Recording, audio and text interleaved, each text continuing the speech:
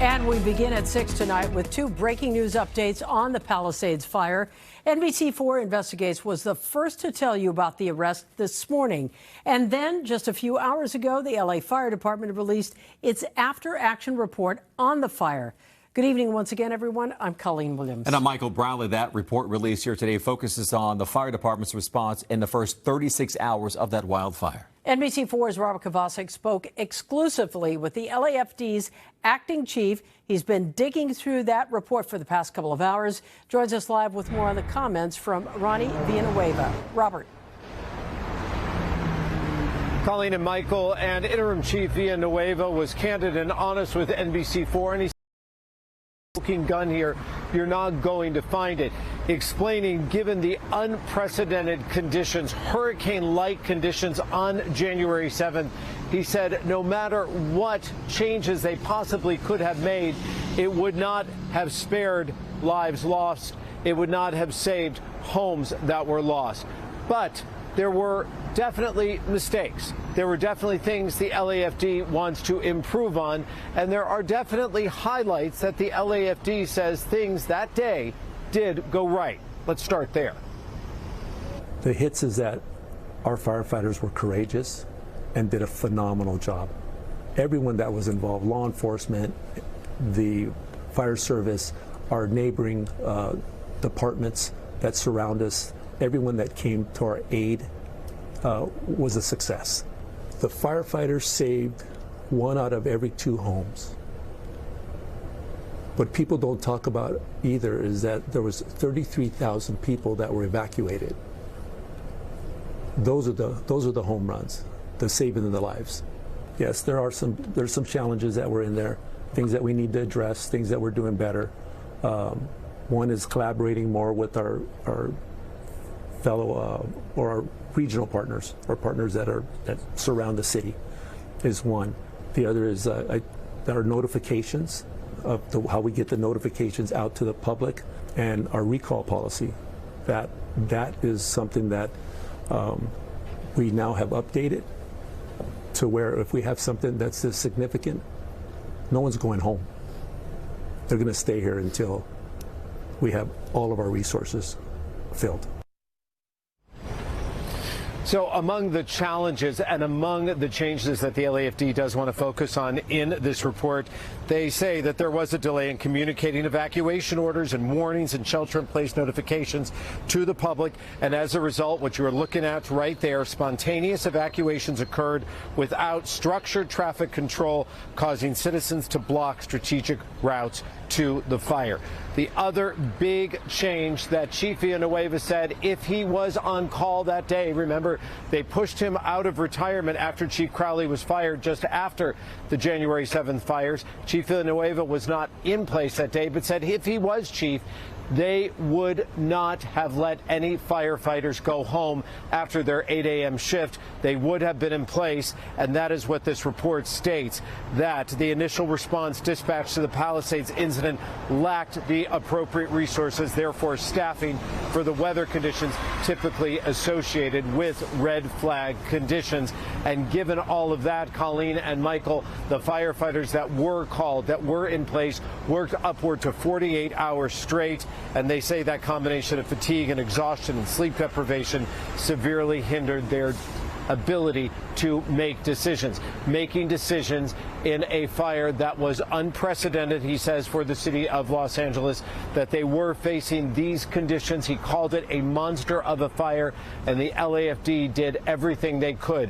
There are concerns with Palisades residents about hydrants not working, and he said that there was access to some hydrants that weren't working, and that there was an inability to access fire hydrants. As far as the reservoir is concerned, that will be something that the LADWP will have to handle, and whether there were sufficient resources inside of the reservoir. But he said, keep in mind that this was a fire that they didn't have their best asset, their aerial assault, to be able to fight it because they were grounded due to the conditions.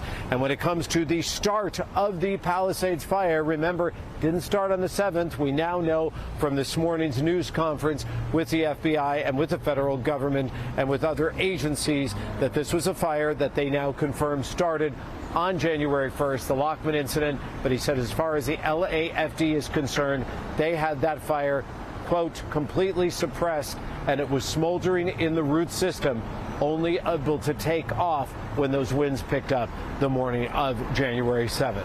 We're live here outside of City Hall East, where the LAFD fire chief is located. I'm Robert Kovacik. Let's go back to you. And Robert, we have more on that right now. We continue our breaking news coverage with a step towards justice today for thousands of families in Pacific Palisades. That's right. Federal investigators announcing the arrest of 29-year-old Jonathan Rinderneck. He was arrested in Central Florida yesterday, made his first court appearance in Orlando this afternoon. Investigators say he started the Lockman fire on New Year's Day while he was working as an Uber driver in the area. That fire would later erupt into the deadly Palisades Fire 6 days later. On January 7th, Rinderneck the fire started on January 7th. Rinderneck, as we've heard, used to live in the Palisades. Well, tonight and all new at 6, we're hearing exclusively from businessman Rick Caruso, a leading critic, as you know, of Mayor Karen Bass over the fire. NBC4's Conan Nolan joins us now in studio with that part of our coverage. Conan. Yeah, well, so it is clear the fire that consumed the Palisades actually started days earlier as a brush fire that fire crews had extinguished. But while the flame on the surface was no longer apparent, there was still combustion taking place below the surface. The Palisades, it appears, was consumed by a so-called zombie fire.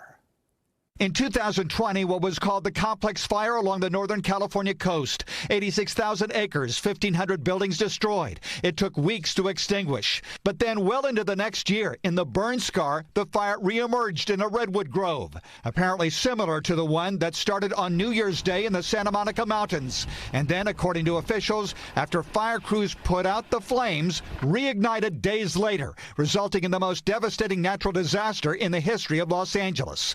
Governor Gavin Newsom.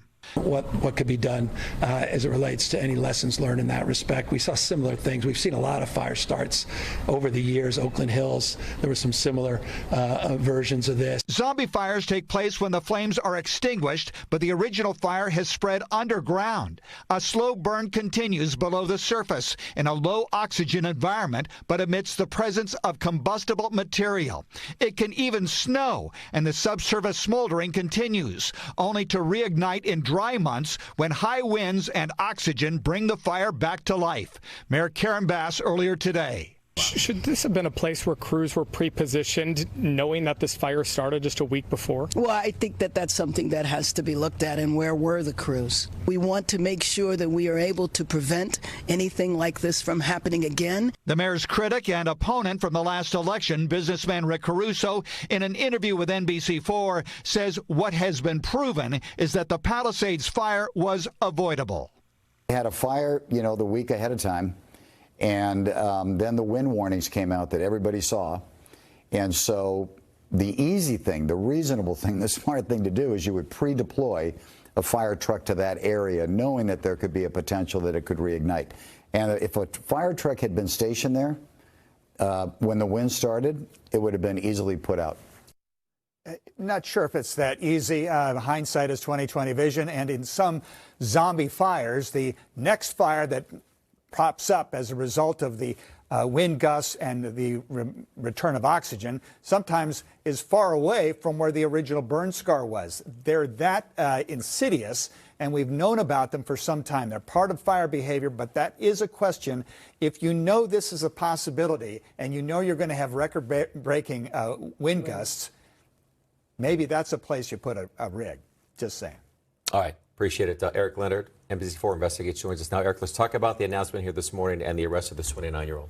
Yeah, I mean, the fact that somebody was the subject of an arson investigation was known to us in the newsroom for months. We have been told and begged not to share any of this publicly because the case hadn't developed yet.